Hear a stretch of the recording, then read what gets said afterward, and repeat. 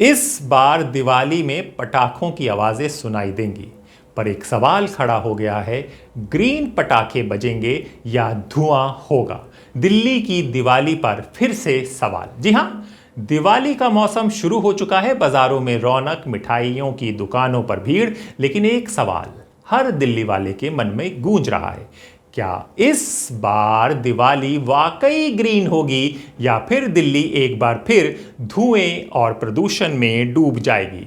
Supreme court ने कुछ राहत दी है, ग्रीन पटाखों की समिति बिक्री की अनुमति, लेकिन इस राहत के साथ जुड़ी है चिंता, उलझन और अवैध बिक्री का बड़ा खतरा। पिछले कई सालों से दिल्ली में दिवाली का मतलब सिर्फ रोशनी नहीं बल्कि प्रदूषण की एक नई लहर भी बन गया है। हर साल दिवाली के बाद AQI आसमान छू जाता है।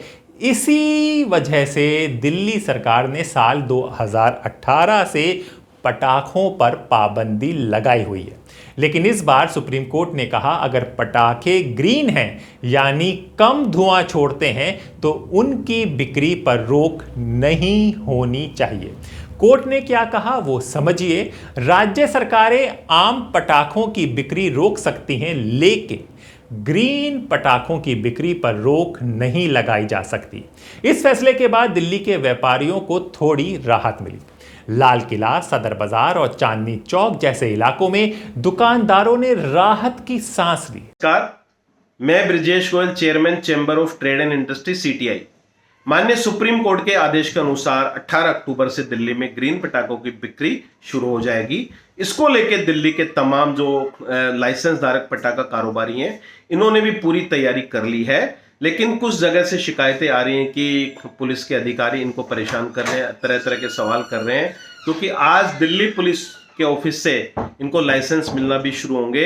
तो एक तो हम दिल्ली पुलिस से अनुरोध करते हैं कि आज शाम तक तमाम जो लाइसेंसधारी पटाखा कारोबारी हैं, इनको तमाम जो लाइसेंस संबंधित कार्रवाई है वो पूरी कर दी जाए, जिससे कि ये 18 अक्टूबर से ग्रीन पटाखे बाजार में बिक्री के लिए उपलब्ध करा सकें। इसी को लेके CTI के नेतृत्व में पटाखा कारोबारियों ने दिल्ली सरकार के मंत्री रविंद्र इंद्राज से भी मुलाकात की है और दिल्ली पुलिस की कुछ शिकायतें जो आ रही थी, हमने अनुरोध किया।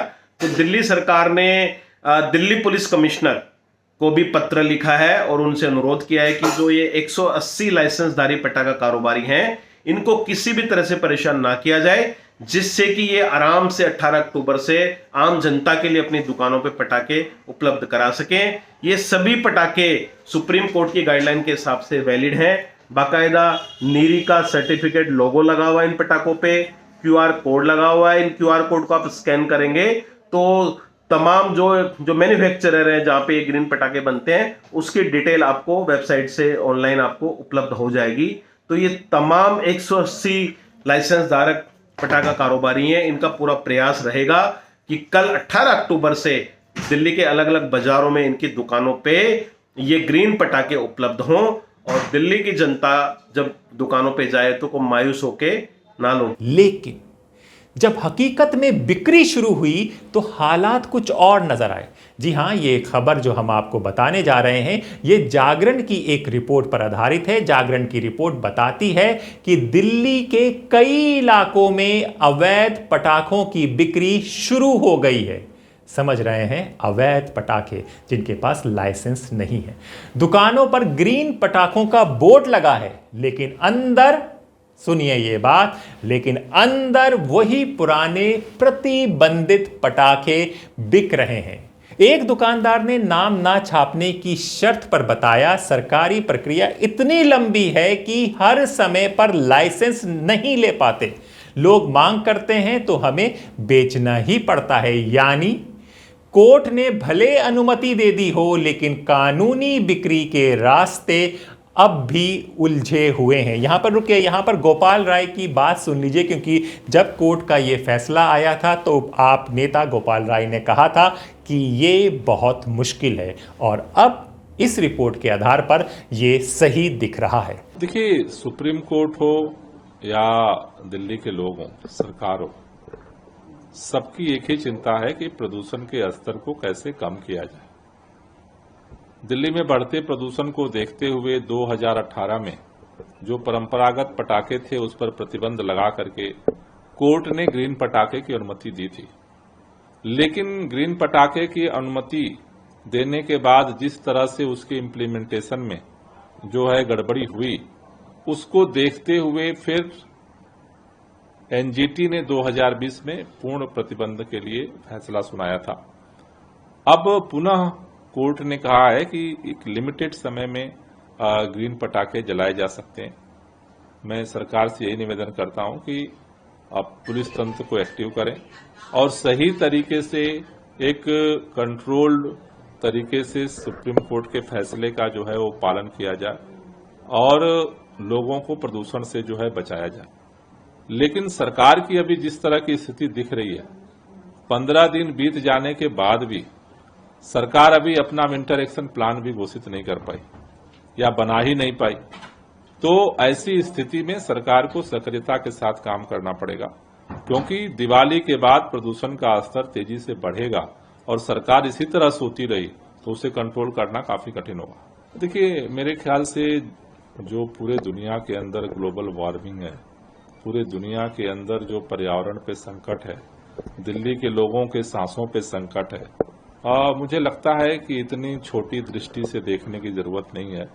और 2018 में भी ग्रीन पटाखे जले, 19 में भी जले। कोर्ट ने ही परंपरागत पटाखों पे बैन लगाया था, उसके बाद फिर अनुमति दी थी ग्रीन पटाखों की, फिर 2020 में फिर कोर्ट ने बैन लगाया। अभी अगर सुप्रीम कोर्ट ने दिया है तो इम्प्लीमेंटेशन उसमें बहुत महत्वपूर्ण रोल प्ले करता है। और मुझे भरोसा है, क्योंकि सवाल इस पर भी है कि ग्रीन पटाखे बनाए नहीं गए तो वो बिकेंगे कैसे, और बिकेंगे तो उस टाइम बाउंड में रुकेंगे कैसे। इसलिए सरकार से निवेदन है, बयानबाजी की जगह इसके इम्प्लीमेंटेशन पर फोकस करें। तो सुना आपने, लाइसेंस पाने के लिए व्यापारी को दिल्ली पुलिस से अनुमति लेनी होती है। एनओसी, स्टोरेज परमिट और पर्यावरण स्वीकृति जैसे कई मंजूरियां चाहिए होती हैं।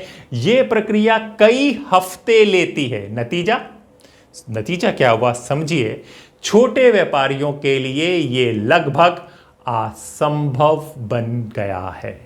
कई दुकानदारों का कहना है कि हम कानूनी तौर पर पटाखे बेचना चाहते हैं, लेकिन सरकारी सिस्टम, फिर इस शब्द का समझने की कोशिश कीजिएगा, लेकिन सरकारी सिस्टम में इतना समय लगता है कि दिवाली तक मौका ही नहीं मिलता। तो समझा आपने कि मौका ही नहीं मिलता, दिवाली आ जाती है, लाइसेंस लेने का इतना बड़ा तामझाम है कि फिर इसी तरह से अवैध बिक्री शुरू हो जाती है। रिपोर्ट के मुताबिक अवैध बिक्री पर नकेल कसने में प्रशासन पूरी तरह नाकाम है। दिल्ली के कई हिस्सों में गुपचुप तरीके से प्रतिबंधित पटाखे बेचे जा रहे हैं। ऑनलाइन ऑर्डर और छोटे ट्रांसपोर्ट के जरिए ये पटाखे शहर में पहुंच रहे हैं। पुलिस की छापेमारी कभी कभी होती है, लेकिन बड़ी खेपें आसानी से निकल जाती हैं। इलीगल क्रैकर सेल के ऊपर तो दिल्ली पुलिस का क्रैकडाउन चल ही रहा है। जैसे कि नॉर्थ डिस्ट्रिक्ट में कल करीब 1100 किलो के करीब और उससे भी अधिक मात्रा में illegal crackers, polluting crackers Delhi police ने जब्त किए थे और 5 FIR दी थी केवल नॉर्थ डिस्ट्रिक्ट ने। उसी प्रकार सभी डिस्ट्रिक्ट्स में इलीगल सेल और इलीगल क्रैकर्स के ऊपर एक्शन लिया जा रहा है। दिल्लीवासी चिंतित हैं। हर साल की तरह हवा पहले से ही खराब है। अक्टूबर से ही स्मॉग प्रत बनने लगी है। लोगों को डर है कि अगर पटाखों की बिक्री नियंत्रण से बाहर हुई तो नवंबर की हवा सांस लेना मुश्किल कर देगी। और इसी के चलते हमने डॉक्टर शरत महेश्वरी से भी बात की थी, तो उन्होंने कहा था कि जब हवा में पोल्यूशन होता है तो ज़्यादा लोगों की तबीयत खराब हो जाती है। तो उन्होंने क्या कहा था वो भी सुन लीजिए। देखिए, सबसे पहली चीज़ तो यह है कि मौसम बदल रहा है तो 2-3 चीज़ें हो रही हैं। एक तो ह्यूमिडिटी थी पहले, वो ह्यूमिडिटी अब कम होने लग गई है। सर्दियां आ रही हैं तो एटमॉस्फेयर की ह्यूमिडिटी कम हो रही है। दूसरा, बरसात की वजह से पोलन्स यानी पौधे, पेड़, फ्लावर्स, ये सब बढ़ रहे हैं। ये नॉर्मल नेचुरल फिनोमिनन है, लेकिन इससे एलर्जी भी बढ़ती है। तीसरी चीज़, जैसा कि कल से ग्रेप 1 लागू हो गया है, तो पॉल्यूशन एक ऐसा कारण है जिससे कि एलर्जी बढ़ना होता है। दूसरा, गले का इन्फेक्शन। तीसरा, सांस की नली का इन्फेक्शन। तो इनके लिए एक बहुत कॉमन सी चीज़ है पानी ज़्यादा पीना, बीच बीच में गरारे करना। ये इससे गले को जो इन्फेक्शन जाता है या पॉल्यूशन जाता है वो क्लियर होता है। बीच में ज़रूरत हो भाप भी ले सकते हैं या नेबुलाइजर भी ले सकते हैं, उससे जो सांस की नली का क्लियरेंस होता है। जहाँ तक सवाल है नाक का, एक्सपोजर जहाँ तक हो अवॉइड करना चाहिए। यानी आपको कहीं गए तो उससे आपको लगा कि मैं गार्डन में गया हूँ या जहाँ पे ग्रीनरी ज़्यादा है वहाँ गया हूँ और छींकें आने लग गई हैं, नाक से पानी आने लगा है, तो हमें कोशिश करें अवॉइड करें। थोड़ा ज़रूरत तो मास्क भी लगा सकते हैं जी। घरों के अंदर में इस टाइम में सफाई होती है, बिल्कुल। सोसाइटी में आपके सफाई होती है, जहाँ आप रह रहे हैं वहाँ सफाई होती है। तो घर के अंदर जो हाउस डस्ट माइट होती है, यानी ऐसी बारीक रेत जो दिखती तो नहीं है लेकिन हाँ सब जगह जम जाती है, पर्दों में, कारपेट पे, में सोफ़े पे, वो जब भी आप बैठते हैं या पर्दे हिलते हैं या होता है तो उससे वो उड़ती है और वो एलर्जी करती है। तो ये सब चीज़ों का ध्यान रखना बहुत जरूरी है। कई निवासी संगठन और पर्यावरण कार्यकर्ताओं ने सरकार से अपील की है कि ग्रीन पटाखों की बिक्री पर भी सख्त निगरानी रखी जाए। ग्रीन पटाखे भी पूरी तरह प्रदूषण मुक्त नहीं हैं, ये बात को समझिए आप लोग। वो केवल 30% तक कम प्रदूषण करते हैं। इसलिए असली समाधान जागरूकता में है। लोग खुद तय करें कि उत्सव धुएं से नहीं दिए से मनाएं। मुख्यमंत्री ने जब ये बात कही थी ग्रीन पटाखों का, तो उन्होंने क्या कहा था वो सुन लीजिए। देखिए, मेरा पर्सनली भी मानना है और सरकार के सभी प्रतिनिधि भी ऐसा सोचते हैं कि दिल्ली की समस्या अपनी जगह है और उसके लिए काम करना एक समाधान है, परंतु दिल्ली के और देश के करोड़ों लोग जो धर्म प्रिय हैं, जिनके लिए दिवाली एक बहुत बड़ा त्यौहार है, भावनाओं से जुड़ा है, प्रभु राम की वापसी से जुड़ा है, ऐसे में मैं ये समझती हूँ कि उन्हें ये अनुमति मिलनी चाहिए, चाहे ग्रीन क्रैकर के रूप में मिले, ताकि वो अपने त्यौहार को अच्छे से मना सकें।